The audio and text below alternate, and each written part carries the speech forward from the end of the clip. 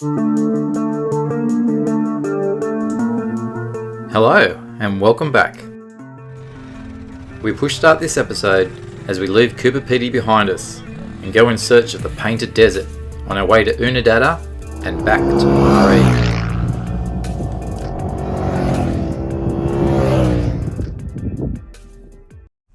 We're on our way to Oodnadatta.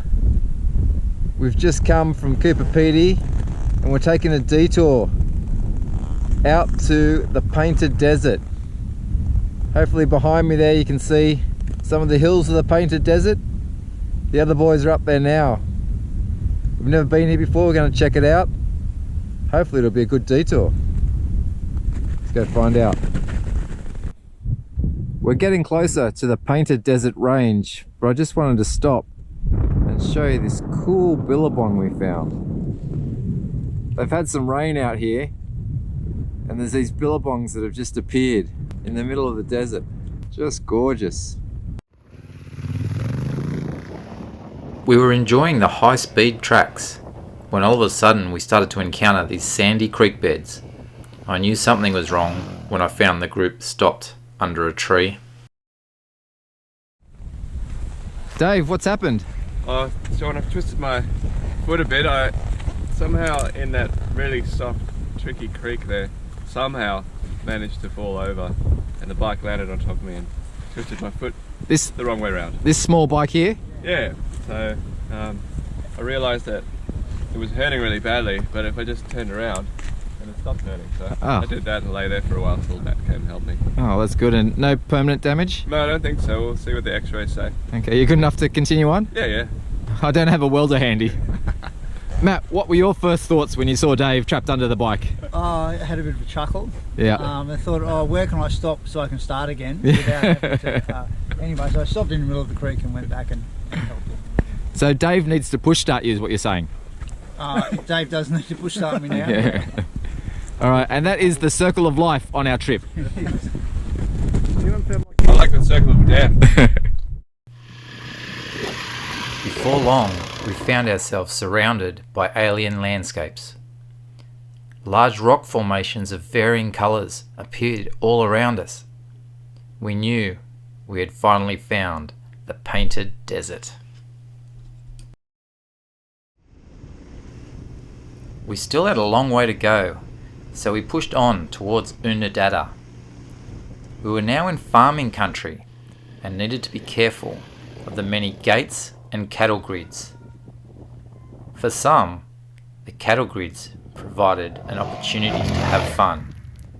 Even the little red rocket got involved.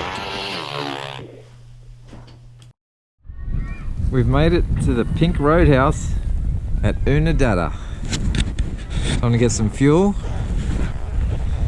and some well-deserved lunch. I think we've done about 330 k's this morning. Now it's time to have some late lunch. We had only just made it to Oodnadatta and had a long way to go. We had planned to stay at William Creek tonight, but after speaking to some locals, we decided to make it a shorter day and camp under the Outback Bridge. This bridge was the longest bridge on the Old Ghan Railway. We were keen to find it and enjoy another camp under the stars. Find it we did. We were lucky enough to have it all to ourselves. As the sun started to set, we were settling into our new surroundings. The campfire was lit. Will was hard at work cooking our dinner as we sat around the fire relaxing and sharing tales of our adventures so far. Later that night, we were rewarded for our decision to spend another night under the stars. The next morning, we were back on the road and following the tracks of the Old Ghan Railway. Even the ruins of stations had a certain beauty to them. In the solitude of the Outback, there was just something unique about seeing these and wondering how the people lived and how life was back then. With large distances still left to cover, we pushed on and continued our journey south. Before long, we arrived somewhere familiar. After a quick shower and lunch break, we return to the daily routine of fixing the KTM. What is it today, Matt? Well, I've noticed a few things that have come off. One, so any roller, any bit of nylon to do with my chain has disappeared. Oh yeah, that's gone. Broken off. Gone. So Gone, yeah. I might check the tautness of that chain. Might be able to tension it up a tiny bit. But also I noticed, oh that's right, we can't get it, we don't have a clutch. So one of you guys have to push me to get going, but I can start the engine. Yep. As long as my decompression lever doesn't fall off. And we just found that my the nut holding my decompression lever had come off, and Dave just found a replacement just to keep it in place so I don't lose my decompression lever. Okay, is that all? Oh no, I discovered that the rear fender, if you have a look at these marks here, the rear fender Oh yeah, it's been rubbing on is something. wearing a hole through this radiator hose. So I've learnt from the master of Shonky Engineering, and I've rigged up a bit of PVC plastic in front of my hose to hopefully prevent that from being ruptured. That's pretty good, Matt. I'm proud of you. Not bad. The challenge is getting back to Silverton. Okay, well let's just try to get to camp tonight. Okay, one goal at a time. That's it. 26 kilometres down the track from our previous repair. The KTM is feeling neglected and wants some more love. What's happened, Matthew?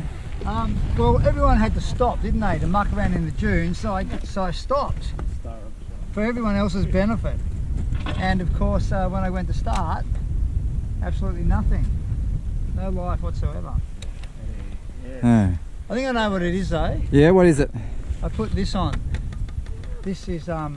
a windshield off a Yamaha. Oh, of course. I've turned it into a KT Yamaha. It doesn't like it. Alright, so we're hoping it's just a terminal on the batteries come loose. We are. If it's anything more than that, I've got to get all this shit off. we'll be here for a while. We've checked the battery, we've checked the fuses, they're all good. We're hoping and praying might be these dirty connections from the ignition. We're just going to clean these, pop them back in and see what happens. Fingers crossed. It's a long walk. There we go. It's the old button like that.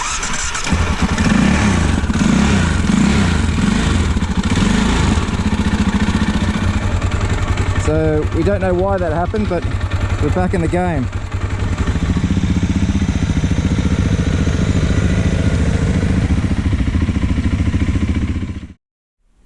In this vast array of emptiness, we have found somewhere to stay tonight in this old railway building.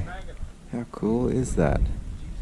The boys are just working out which rooms are best, which room has a fireplace, and which rooms are haunted. I'm here last, so I don't know where I'm sleeping yet. Matt, you made it. How was it? Yeah, made it, yeah. When it's moving, it's fine. It's just getting it started. Any chance of it starting again now, or is it dead? No, I left it in neutral for a while and fiddled around with some things, and yeah, and again, it's just everything's failing to launch. Okay, so another push jump start tomorrow, and then see what happens. No, I'm confident we're going to fix it tonight. Oh, okay, there you have it, folks. I'm going to go through every single wire on this bike. Okay, a guaranteed self-starting bike tomorrow morning, or your money back. Your money back. Or for sale, 1 KTM. Yeah, hardly used. Hardly used. See the link at the bottom of this video. Yeah. So let me give you a tour through our new home. We have our open fireplace, which will be fully operational within, I'll say, an hour. It's a very nice bedroom here. This one doesn't look haunted at all, so I think I'll keep all the bags. This one,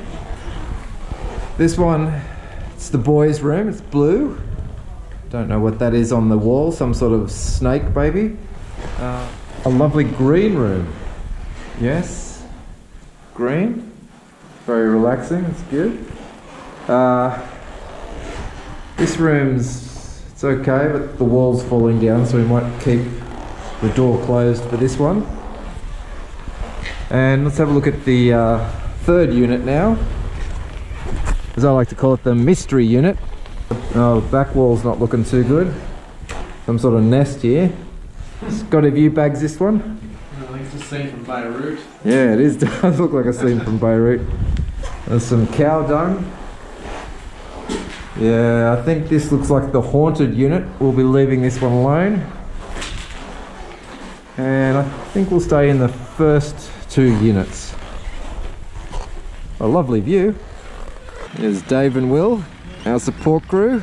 Dave, our driver, who doesn't seem to do much driving. And Will, our cook, our chef, who does all the driving and all the cooking. So I'm not sure why we have Dave. We may have to reconsider him on the next trip. But this is us. We're all here now to set up and see what tonight brings. Home sweet home. Now come on, let me show you around my room. So we have here the sleeping setup. I have my wardrobe and my view. Now, I'm not much of a photographer. I took this with my phone and I think it's pretty good. Alright boys, what do you think of our digs for tonight? Very luxurious. Speechless they are, speechless. Good to be in accommodation again, I must say, after all the camping. Yeah. It's easy to name the rooms though, isn't it? You just name it after which animal defecated in there. Yeah. Could do with a couple of doors and a couple of windows, but apart from that, Actually, why I'm thinking about it, it's $95 each. You take checks? I do. Alright Matt, what's the diagnosis with the bike? Oh, not great. It won't be starting under its own steam tomorrow. It'll need a jump. It seems like the voltage regulator rectifier has gone faulty and it's fried the battery, and the battery is not producing any volts or amps at all. So it'll need a jump start and then a push to get. There's no clutch. So it's like the death of 1,000 cuts. Now let's have a look at our lounge room. Oh, look at that. We have our wood supplies, definitely not from sleepers from the Ghan Railway. A working fireplace, and people enjoying the fire and a beverage. We finish this episode as we settle into the Marree haunted house. Join us next time to see if Matt's bike will start and find out how many people will actually finish the ride. Thanks for watching, and we'll see you next time.